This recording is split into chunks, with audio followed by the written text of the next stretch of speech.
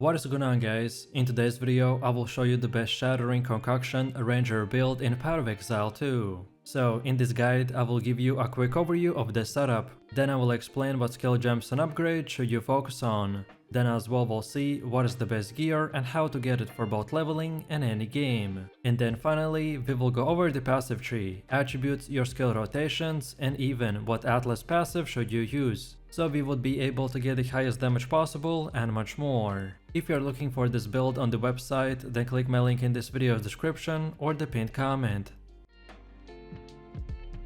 This is for sure the best Pathfinder build that pretty much just runs insanely fast and throws out freeze bottles at your enemies that explode through hundreds of targets and one-shots them in split seconds. We are going to be doing about 5 million DPS with a fully maximized gear, and we are also going to be perma-freezing mobs and pinnacle bosses, which will give us a very easy playstyle as we won't have to worry about the enemies too much. Also, for our defense, we are stacking as much energy shield as possible, which will give us anywhere from 8 to 15,000 shields. Overall, this build excels in both clearing and boss fights, and all that we will need to focus on is boosting our survivability and managing flask charges effectively. So let me show you the build, and for the main class I have chosen to go with the ranger and our ascendancy is the pathfinder. Then for the first skill we have the shattering concoction with the support gems such as the scatter shot, martial tempo, cold mastery, and the super critical. Then second we got the escape shot with no support gems.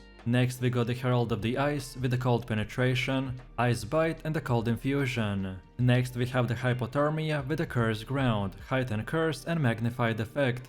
Next up we have the Grim Feast with no gems. Next we got the cast on critical with the Eye of Winter, inspiration, impetus, and the energy retention. Then next we have the Alchemist boon with precision. Next we have the lightning warp with the persistence, overcharge, and the lightning mastery. And finally, for the last one, we are using the ball lightning with the arcane tempo and acceleration. Most of this setup is structured around using the scattering concoction to delete huge amount of enemies in seconds. So we use gems and skills that will support and increase their duration and damage, while the rest are powerful buffs and utility skills that usually get activated in the background.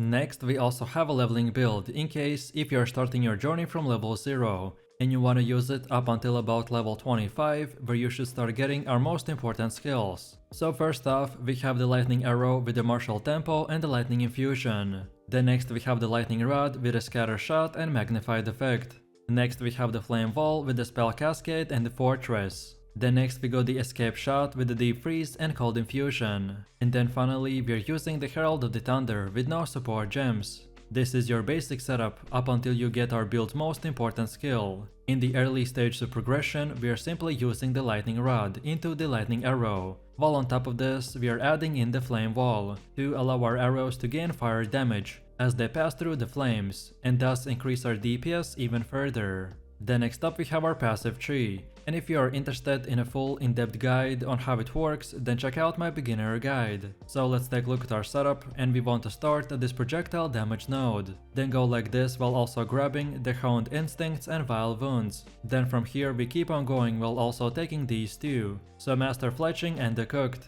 And then from this point you can just unlock all the other nodes in whatever order you prefer. So just simply get these nodes that increase our DPS, and then just keep going like this in a straight line. And then finally, after you got most of the nodes, then you can circle back and grab all the last ones like the lightning and the mana regen. This is one of the easiest 3 builds to follow, as pretty much the whole path is in a straight line. So just follow it, and if your build lacks something at that current time, then you can select it as well. Then on top of this, as far as our attributes go, you just simply want to fulfill your attribute requirements for gear and skill gems. And then after that spend the rest of your leftover attributes into more dexterity. And finally, we also got jewels, and the top 3 best options to go for is increased bonus gain from the equipped quiver, and just make sure that you get these bonuses to at least 50%.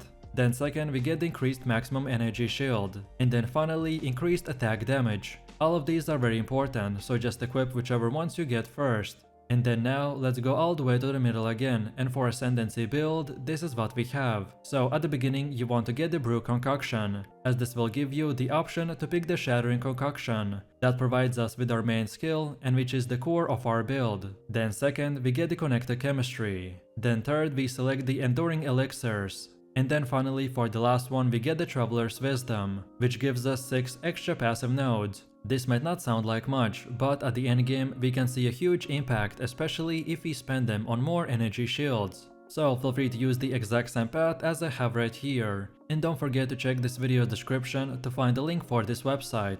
And this should make it easier for you to follow the tree.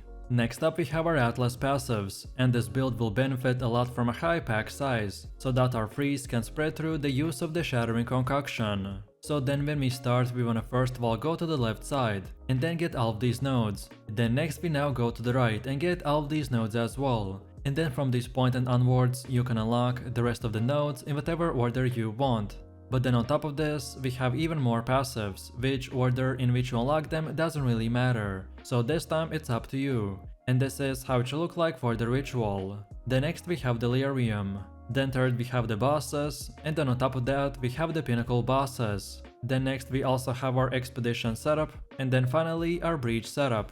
Now in the next part we have our gear. The weapon of our choice is the Widow Whale with as much quiver effect as possible. So at least 220% is highly recommended, as this will make you hit the 300% breakpoint with all of the nodes on the passive skill tree. However, if you are going full solo and you don't want a Widow Whale, then use any bow that has plus levels of all projectile skills, or pretty much anything else that would increase our DPS. On top of this, we also have an offhand called the Visceral Quiver, and the most OP thing on this one is increased damage with the bow skills. However, we've heard that developers might nerf it soon, so if that happens they look for stats like plus levels of all projectile skills, increased crit chance and projectile speed. Then for the helmet we have the Expert Wicker Tiara with the energy shield. And for more we want max and increased even more energy shield, and fire and lightning resistance. Then for chest we have the Expert Cant Raiment with the energy shield. And for more we want increased mana regen, max and increased energy shield,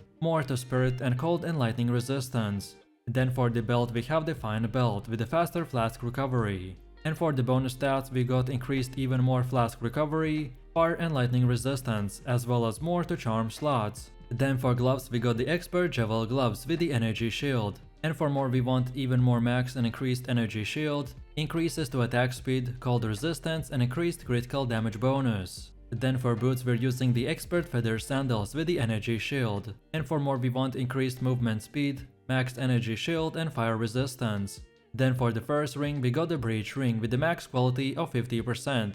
And for more we got increased cold damage, intelligence, cold and chaos resistance. While then for the second one we have the Sapphire Ring with the cold resistance. And for more we got cold damage, intelligence and lightning and chaos resistance. And then finally for the amulet we have the Lunar Amulet with the max energy shield. And for more we want even more energy shield, more to spirit, plus levels of all projectile skills, and percentage to critical damage bonus. No matter which gear you choose, just at least try to get 75% resistance cap on all 4 elements. This is a starter setup, which would be more of an example of what stats and prefixes to look for. Then next we have runes. During early item progression, most gear is sacred with resistant runes. However, once your elemental resistances have been capped and resistant runes are no longer necessary, then you want to opt in to increase your maximum life with body runes or consider sacting as soul core. And as far as getting this gear goes, by far the best way to get better gear in the campaign is to check the vendor in the town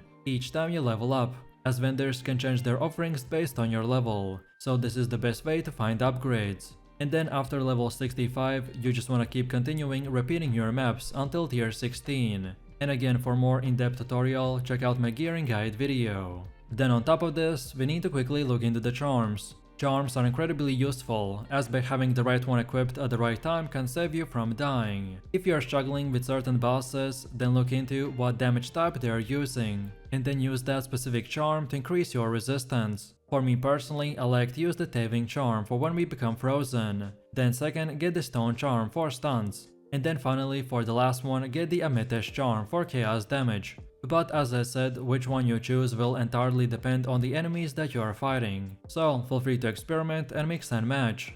And now finally, let's quickly take a look at how this build will work. And as you can see from the gameplay, this is one of the easiest and simplest builds in the game. So while running around in a map, you should not be using anything more than just the shattering concoction. Rare monsters will die very fast because of the freeze and the high crit chance. However, the only thing that we need to use is our life flasks to keep our energy shields. And then second for bossing, this time we want to start with a ball lightning. Then second, use the lightning warp. Then next activate hypothermia. And then finally, after all of this, you can simply spam the shattering concoction and just keep up our debuffs as they expire. So let me know what you think about this build in the comments below. If you enjoyed this, then you definitely don't want to miss my top 3 best ranger builds video, where I showed even more powerful builds. So click the screen now and I'll see you in the next one.